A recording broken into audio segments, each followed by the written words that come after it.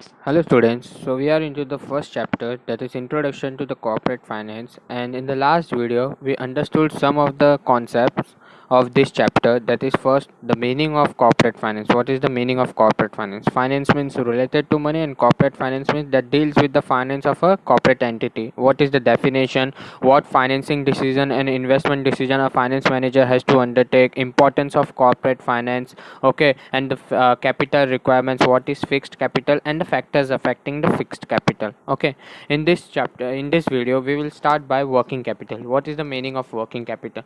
So working capital क्या होता है? हम लोग ने अकाउंट्स में तो सुना है अब तक ये शब्द वर्किंग कैपिटल क्या होता है, लेकिन इसका असली मीनिंग क्या है? Working capital is that capital और that fund which is required to run day to day activity of a company.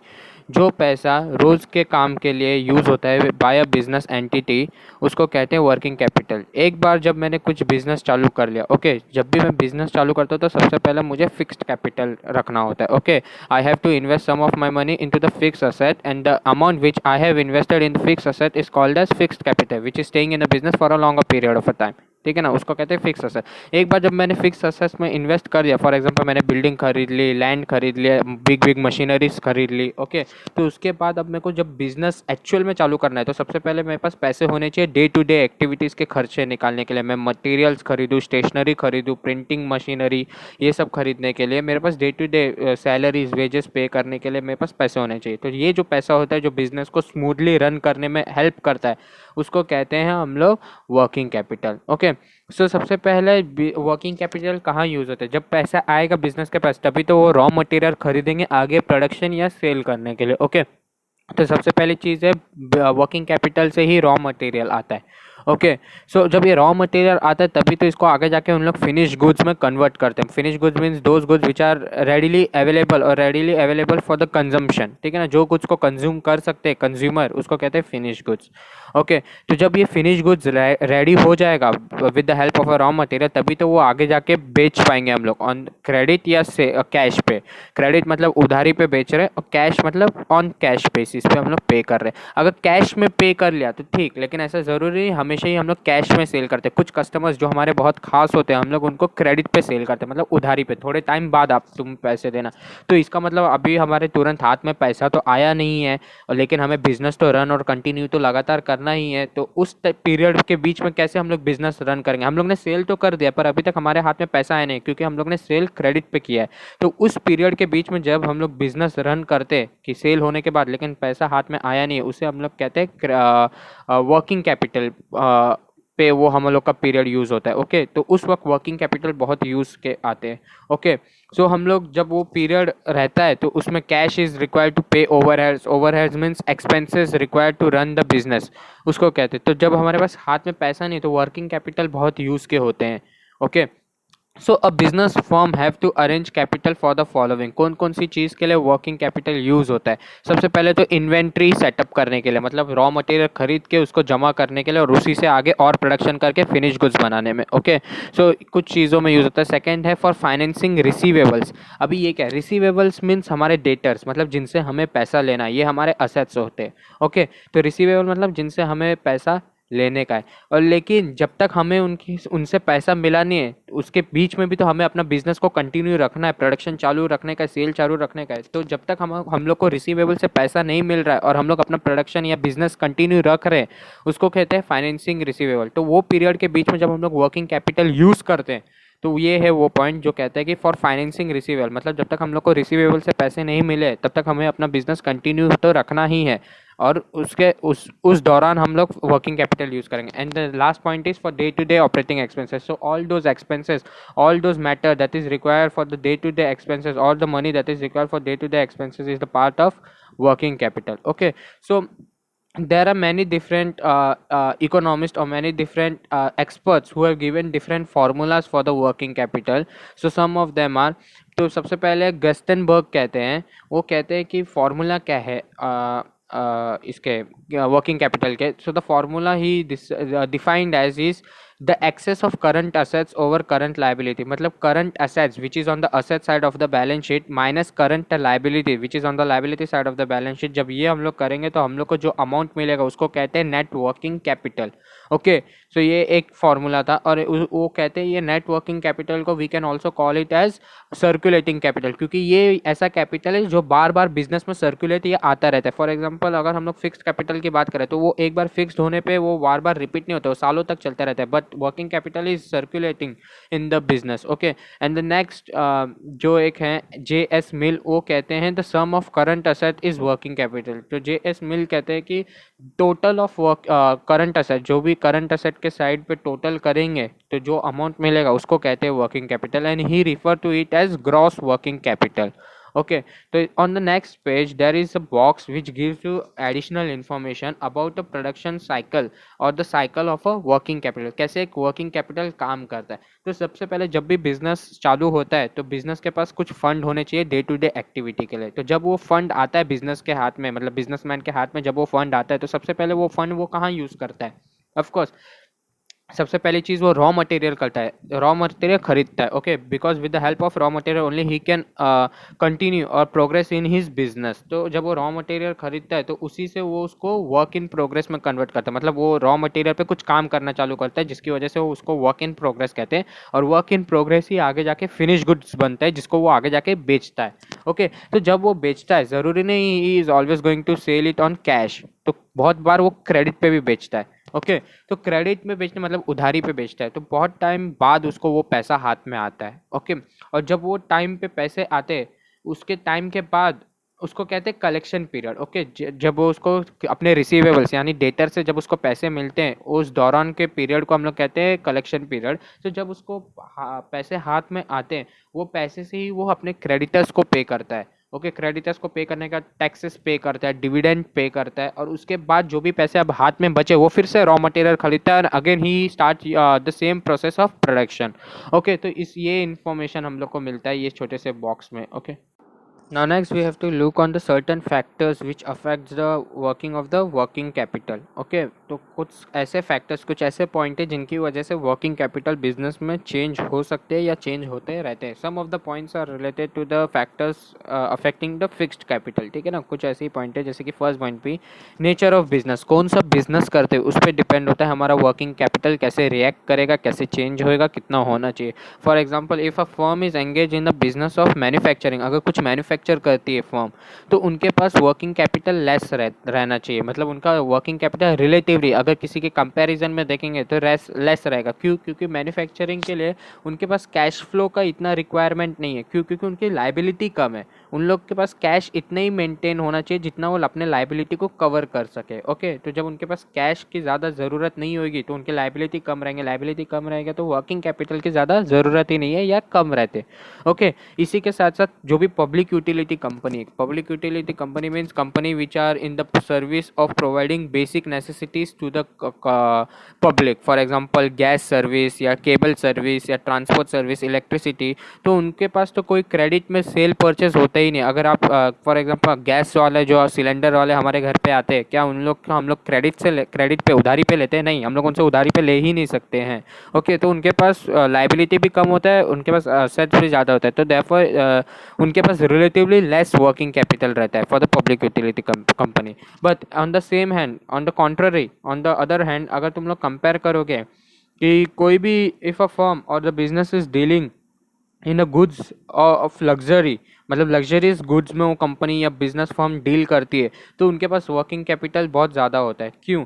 Because the number of items that they sell is not that much high. For example अगर तुम लोग imagine करो तुम्हारे पास Mercedes का showroom है, तुम्हारा business है Mercedes के शोरूम। ओके, तो मर्सिडीज़ का तुम्हें कितना लगता है कितना बिकेगा? 500,000? इतना बिकता ही नहीं है। For most to most 20 to 30 Mercedes बिकती है। ओके, सो उनका जब सेल ही ज़्यादा नहीं है तो उनके पास कैश, जो day to day maintenance of a business, day to day expenses of the business निकालने के लिए उनके पास कैश ज़्यादा होना चाहिए। Therefore to meet this demand of cash requirement for maintaining the day to day expenses, इसके लिए उनके पास वर्किंग कैपिटल ज़्यादा होने चाहिए।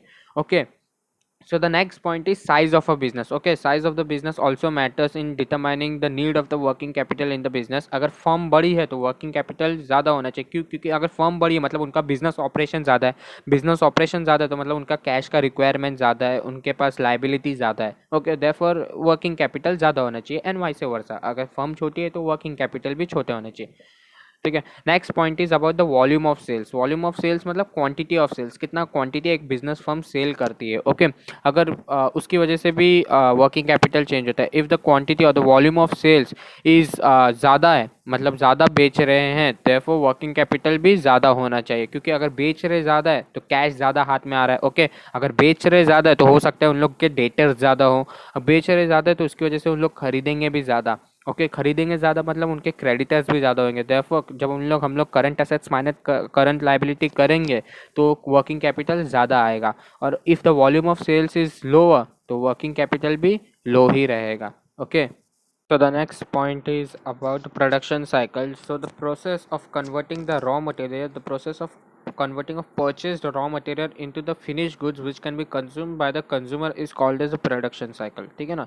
अगर प्रोडक्शन साइकिल हमारा लंबा है, बहुत दिन तक चलता है, तो the amount of working capital that we require is more, क्योंकि अगर प्रोडक्शन साइकिल ज़्यादा है तो इसका मतलब हाथ में कैश ज़्यादा होना चाहिए. ओके, हमारे डेटर्स ज़्यादा रहेंगे, हमारे क्रेडिटर्स कम रहेंगे, तो हाथ में वर्किंग कैपिटल ज़्यादा होना चाहिए. And if the manufacturing cycle और the production cycle is short तो कम कैपिटल वर्किंग कैपिटल की ज़रूरत है, क्योंकि अगर हम लोग फटाक से गुड्स प्रोड्यूस कर सकते हैं तो उसको फटाक से मार्केट में बेच के कैश हाथ में आ जाएगा, तो इतना ज़रूरी नहीं है, क्योंकि जैसे कैश आएगा हम लोग तुरंत क्रेडिटर्स को पे कर सकते हैं और आगे के प्रोडक्शन में लग सकते हैं. Therefore it depends upon the production cycle also. The next point is business cycle.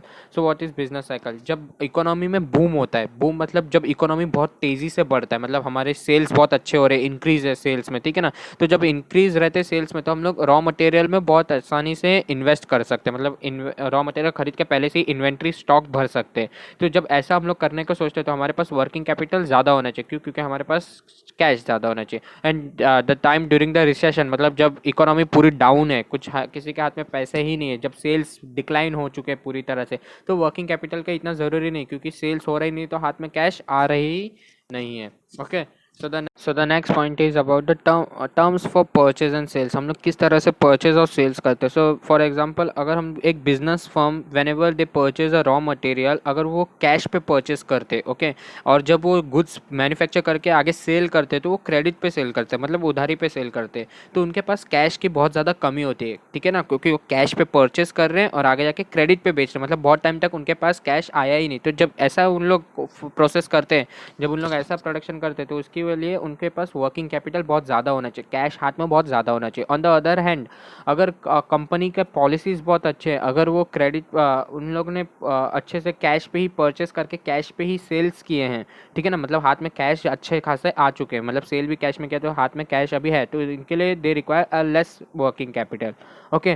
So the next point is credit control. किस तरह से हम लोग क्रेडिट को कंट्रोल या उधारी को कंट्रोल कर सकते हैं. So if a company makes और जब अच्छे से पॉलिसी क्रिएट कर लेते, इफ़ अ कंपनी क्रिएट और makes a immensely nice policy for the purpose of credit control, तो उसकी वजह से बहुत सारे पैसे, बहुत सारे कैश कंपनी में ही रुक जाते, हाथ में ही रहते हैं कैश. फॉर एग्जांपल, अगर जो भी कंपनी क्रेडिट पे अपने गुड्स सेल कर रही है, अगर वो अपने क्रेडिटर को अपने डेटर को बोल के बेचेगी कि मुझे 30 दिन के अंदर पैसे हाथ में चाहिए वरना मैं आपको गुड्स नहीं सेल कर रही हूँ, तो 30 दिन के अंदर जब हाथ में पैसा आ जाएंगे, मतलब हाथ में कैश तो आ ही जाएंगे, इसकी वजह से कंपनी के कैश फ्लो बहुत अच्छे इन्फ्लो होते हैं, मतलब इंप्रूव होते हैं, मतलब हाथ में कैश रेडिली अवेलेबल होते हैं, तो इसकी वजह से वर्किंग कैपिटल लेस रिक्वायर होते हैं. But on the other hand, अगर कंपनी ध्यान ही नहीं देती, ऐसा गुड्स बेच दी कभी भी और अपने कंज्यूमर को कहती है जब मन करेगा तब देना, तो इसकी वजह से बहुत सारे पॉसिबिलिटी इंक्रीज होते हैं for the purpose of bad debts होने के बहुत ज़्यादा चांसेस क्रिएट होते हैं, और इसकी वजह से वर्किंग कैपिटल बहुत ज़्यादा बिजनेस को रिक्वायर होता है. Okay. So the next point is growth and expansion. If a business is thinking about growth and expansion, if they want to increase its business, okay, if they want to increase their own operations or the scale of production, तो उसके लिए उनके पास working capital ज़्यादा होना चाहिए. Okay. Now, ninth point is management ability. If the there is proper coordination or the proper communication between the different departments of the same company. अगर production जो भी डिपार्टमेंट प्रोडक्शन करते हो, जो भी डिपार्टमेंट उसको डिस्ट्रीब्यूट करते हो, उन लोग दोनों के बीच में कॉम्बिनेशन अच्छा है, अगर फाइनेंस डिपार्टमेंट टाइम पे पैसे दे रही है for the purpose of purchase of raw material, if there is a proper communication and coordination between different department of a firm, तो इसकी वजह से उनको ज़्यादा डिपेंडेंट ऑन कैश पे होने की ज़रूरत नहीं है, और इसकी वजह से उनके पास लो कैपिटल मेंटेन करने की ज़रूरत है, मतलब ज़्यादा वर्किंग कैपिटल उनके हाथ में चाहिए ही नहीं. Okay, so the next point is external factors. So working capital is not only dependent upon the factors which works internally in the entity. ठीक है ना, कुछ फैक्टर्स ऐसे भी जो बिजनेस के बाहर से डिटरमाइन करते हैं कि how much working capital does a business require to maintain और टू हैव. ठीक है ना, for example if a firm can obtain easily a loan from the banks or other financial institution, तो उनके पास हाथ में कैश है. ठीक है ना, and if they have the cash in the hands by the way of loan, तो इसकी वजह से उनके पास वर्किंग कैपिटल मेंटेन करने की ज़रूरत इतना ज़्यादा नहीं है. Therefore the load for maintaining the working capital is reduced. Okay, so the next point is about the capital structure. What is capital structure? So to start or to run a business, it is necessary for the firm to have a capital. Okay, and to raise the capital, they must have a different sources to raise this capital. बहुत सारे different sources है जिससे हम लोग capital raise कर सकते हैं. There are equity share capital, there are preference share capital, there are debentures, there are reserves and surplus.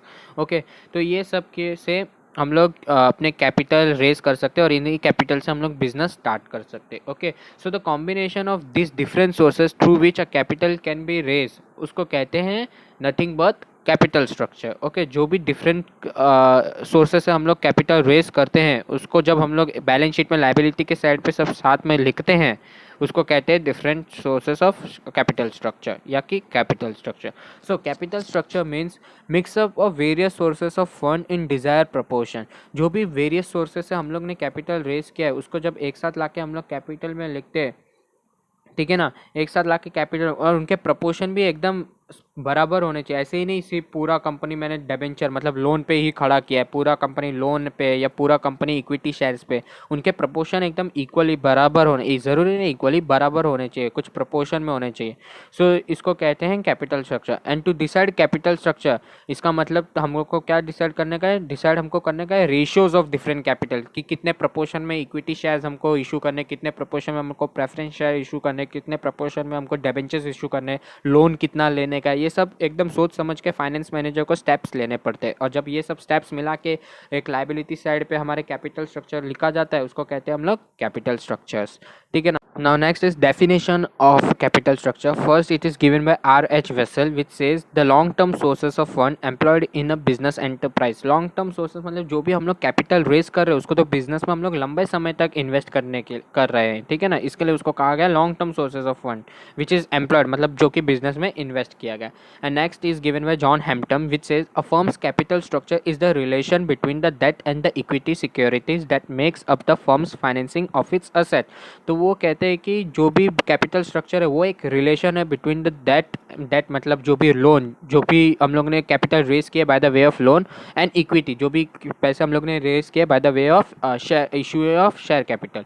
Okay, जब ये दोनों का जो भी रिलेशन होता है and which is use for the purchase of fixed assets, ठीक है ना, which is use for financing the assets of the company, उसको कहते हैं capital structure. So capital structure is compose of different funds. First is own funds मतलब जो कि shares हम लोग बेच के इशू करते हैं, and second is borrowed funds मतलब लोन लिए या डिबेंचर्स इशू किए. Okay, own funds include share capital, reserves and surplus. Reserves and surplus होते हैं प्रॉफिट्स ऑफ द कंपनी, जो भी कंपनी प्रॉफिट्स कमा रही है. And second is borrowed fund मतलब जो कि डिबेंचर्स होते हैं, लोन्स होते हैं, लॉन्ग टर्म लोन्स होते हैं. So there are certain components of the capital structure, मतलब कुछ पार्ट्स है कैपिटल स्ट्रक्चर के जो कि हम लोग सुनते आ रहे बार बार कि कैपिटल स्ट्रक्चर में शेयर कैपिटल होते हैं, प्रेफरेंस शेयर कैपिटल होते हैं, तो उसको थोड़ा और डिटेल में पढ़ते हैं. So basically capital structure consist of first is equity share capital. What is equity share capital? Equity share means the right of ownership into the company. मतलब अगर तुम्हारे पास इक्विटी शेयर है तो तुम उस कंपनी के मालिक क्या हिस्सेदार हो. ठीक है ना, मालिक हो तुम लोग उस कंपनी के. अगर तुम्हारे पास हिस्सेदारी कितने परसेंटेज में उसके ऊपर डिपेंड होता है वो. सो इक्विटी शेयर के पास भी राइट्स रहता है कि उनको डिविडेंड मिलेंगे, बट नॉट कंपल्सरीली डिविडेंड मिलेंगे. उनको प्रेफरेंस शेयर्स को डिविडेंड मिलने के बाद ही डिविडेंड मिलते हैं, और उनको अपने जो भी कैपिटल या जो भी पैसे उन्होंने इन्वेस्ट किया है वो भी उनको रिटर्न मिलते हैं after a certain period of time and after the payment to preference share only, ठीक है ना। और उनके पास रिस्क रहता है कि एक बार तुम लोग ने पैसे इन्वेस्ट कर दिए हैं, अगर इक्विटी शेयर में पैसे इन्वेस्ट किए हैं और अगर कंपनी डूब गई तो तुम्हारे पैसे भी डूब गए, ओके। बट प्रेफरेंस शेयर में ये नहीं रहता है, ओके। और डिविडेंड जो भी रहता है इक्विटी शेयर्स का वो फ्लक्चुएटिंग रेट पे रहता है, मतलब फिक्स नहीं रहता है। फॉर एग्जांपल प्रेफरेंस शेयर का हमेशा फिक्स रहता है, ओके। सो ये था equity share. Next is preference share. Preference share का जो भी डिविडेंड रेट रहता है वो फिक्स रहता है और हर साल उनको मिलता है कि 10% पर एनम, मतलब इतना डिविडेंड तो उनको मिलना ही चाहिए जितना अमाउंट उन लोगों ने इन्वेस्ट किया उसके ऊपर, ओके। और व्हेन द पॉइंट कम्स कि जब उनको जितना भी पैसा उन्होंने इन्वेस्ट किया है तो सर्टेन पीरियड ऑफ टाइम के बाद उनको उनका पैसा रिटर्न भी मिल जाता है, okay. And if the company went into the losses, अगर लॉस हो जाते तो उनको भी उनका पैसा मिल जाता है, ठीक है ना। Next point is retain earning. Retain earning is nothing but profit, जो भी प्रॉफिट कंपनी कमा रही है अपने बिजनेस करके उसको कहते हैं retain earning. Next point is borrowed capital. तो बोरोड कैपिटल में दो पॉइंट है। First is debenture. Debenture is acknowledgement of loans, जो भी कंपनी ने लोन रेज किया है लोन से, but not from the bank और द फाइनेंशियल इंस्टीट्यूशन। कंपनी ने लोन लिया है फ्रॉम द नॉर्मल पब्लिक, और वो भी क्या कह के लिया है, कहा है कि हम कुछ सालों बाद आपके पैसे हम लोग आपको चुका देंगे और उस समय उस टाइम तक हम आपको तब तक इंटरेस्ट देते रहेंगे, उसको कहते हैं डिबेंचर, ओके। और डिबेंचर में इंटरेस्ट देना पड़ता है।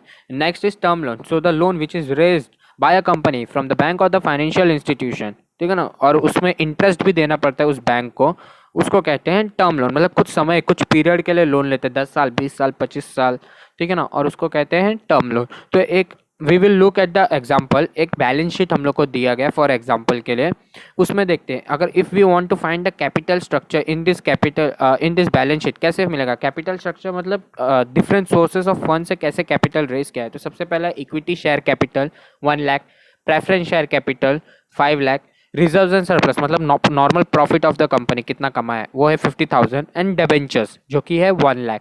तो जब हम लोग इन सबको ऐड करेंगे और किधर से भी पैसा रेज नहीं किया, जब हम लोग सब इन सबको ऐड करेंगे तो हमारे पास आंसर आता है 7,50,000, ओके। तो ये है कंपनी का कैपिटल स्ट्रक्चर, मतलब capital which is raise from different sources. And अगर हम लोग इसी बैलेंस शीट में देखते देखते वर्किंग कैपिटल अगर हमें फाइंड करना है तो formula of working capital is current assets minus current liability. अगर करंट लायबिलिटी की बात करेंगे तो करंट लायबिलिटी है sundry creditors and bills payable, okay. Current assets दिया हुआ है, तो अगर हम लोग करंट एसेट्स को ऐड करेंगे विच इज 2 लाख रुपीज और करंट लायबिलिटी को उसमें से लेस करेंगे विच इज 50,000, तो हमारे पास वर्किंग कैपिटल आते हैं 1,50,000, ठीक है ना। तो हमारा वर्किंग कैपिटल है with this example of ABC company limited is 1,50,000, okay. So next is distinguish between fixed capital and working capital. I think you can understand it easily by reading it also, because we have already understood the concept of fixed capital and working capital. So by this we have completed this chapter. I hope I have able to cover all the concept given in this chapter. Thank you very much.